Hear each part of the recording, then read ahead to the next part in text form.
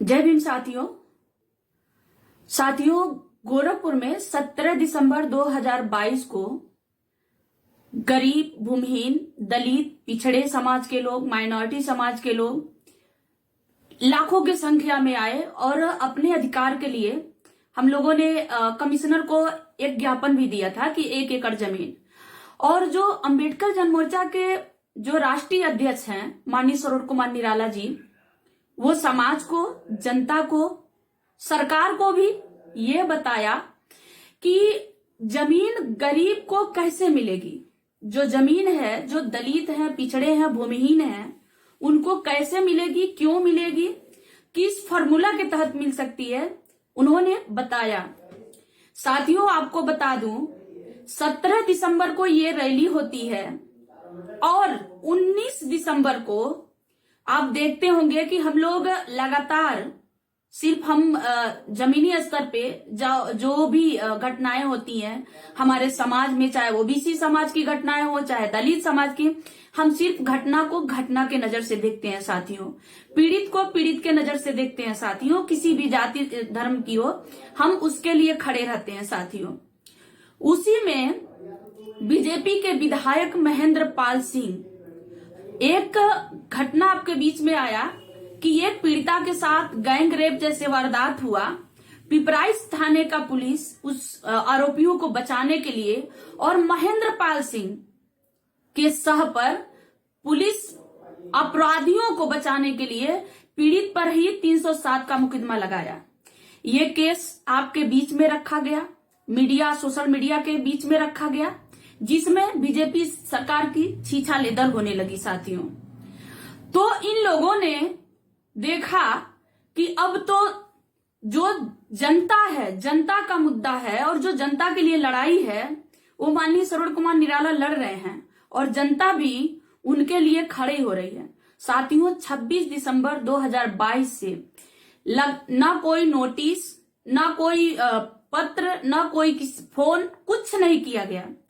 अचानक 150 से 200 के पुलिस, जो गोरखपुर के जो अधिकारी थे, चाहे वो डीएम, एसडीएम, जो भी अधिकारी थे, 150-200 लोगों को लेकर के 4 बजे 26 दिसंबर 2022 को 4 बजे माननीय सरोज कुमार निराला जी के घर को घेर लिए, ये कहा करके कि आपका घर पे लोन है। साथियों, मैं लोन की बात बता दूं कि जिस लोन की बात वो कर रहे हैं, तो वो होम लोन लिया गया था 16 लाख, और 16 लाख का आप जिसको भी चाहिए, अगर आप किसी भी साथी को चाहिए तो स्टेटमेंट आपको जो लिखित है, चाहे जो बैंक का स्टेटमेंट है, हम आपको दे सकते हैं कि 16 लाख का माननीय सरोज कुमार निराला ने 28 लाख रुपया जमा कर चुके हैं बैंक में।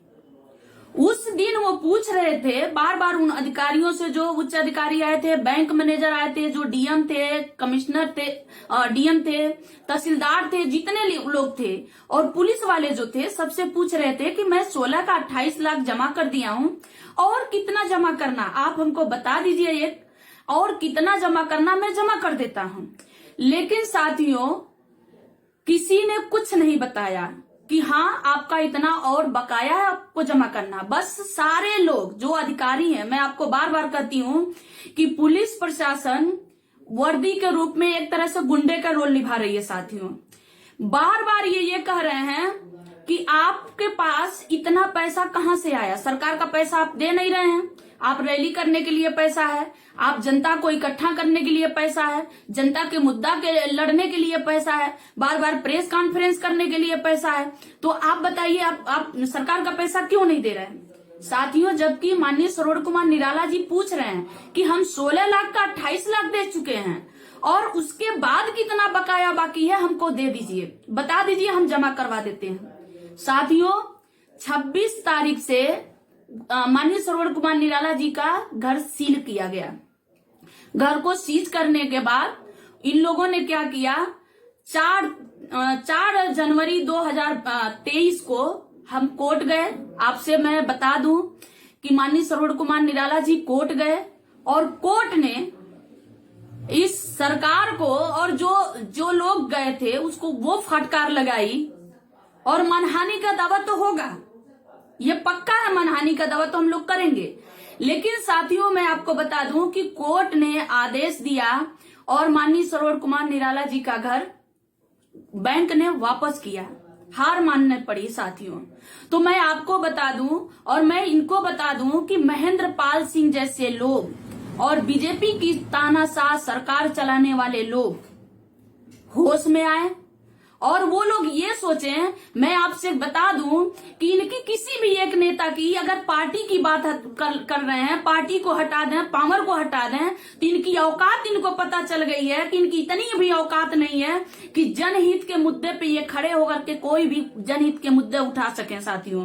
या इनके खुद के पर्सनल इनके बात पर कोई भी एक भी मतलब 100-200 लोग भी इनके बात पे इकट्ठा हो जाएं, क्योंकि झूठ पे झूठ, कहीं बेटियों के रेप में कहीं शामिल हैं, कहीं किसी की हत्या में शामिल हैं, कहीं किसी के घर लुटवाने में शामिल हैं, कहीं बुलडोजर चलाने में शामिल हैं। तो साथियों इनकी चेहरा तो जनता जान चुकी है।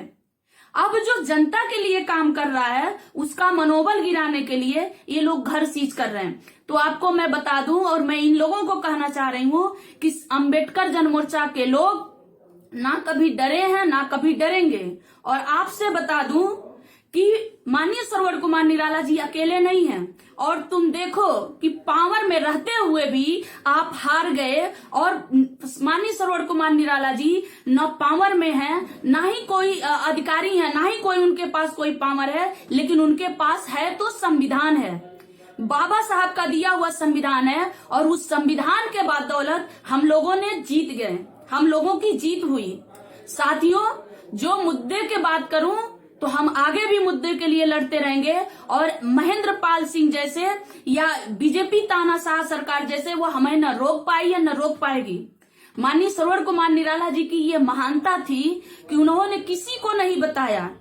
मैं बता दूं कि अगर वो बता दिए होते कि उनको ये रैली को लेकर के उनको टॉर्चर किया जा रहा, उनको घर से बेदखल किया गया, उनके घर को सीज किया गया, तो जनता जो है इतनी तबाही मचा दी होती और जनता जो है जो कहते हैं ना सुद्रा द राइजिंग इनको दिन में दिखा दी होती, उत्तर प्रदेश गोरखपुर में दिखा दी होती, इनकी औकात इनके सामने ले आ दी होती। लेकिन महान की बात करें, महानता की बात करें तो माननीय सरोवर कुमार निराला जी कभी न उग्रवादी थे, न है, न कभी रहेंगे। वो हमेशा संविधान में विश्वास करते हैं। संवैधानिक तरीके से उन्होंने कोर्ट में गए और कोर्ट ने उनको आदेश दे दिया, कोर्ट ने उनका घर रिलीज करवा दिया। तो साथियों मैं आप सभी लोगों से कहना चाह रही हूं कि इस तानाशाह सरकार के खिलाफ इसके सामने ना हम कभी झुके हैं ना कभी झुकेंगे। जब भी किसी भी बेटी बहन के साथ किसी भी सामाजिक घटना में अगर खड़ा होंगे, अगर किसी भी हमारे समाज के साथ कोई भी घटना होगी तो वो घटना, वो दर्द, वो पीड़ा के लिए अम्बेडकर जनमोर्चा हमेशा खड़ा है।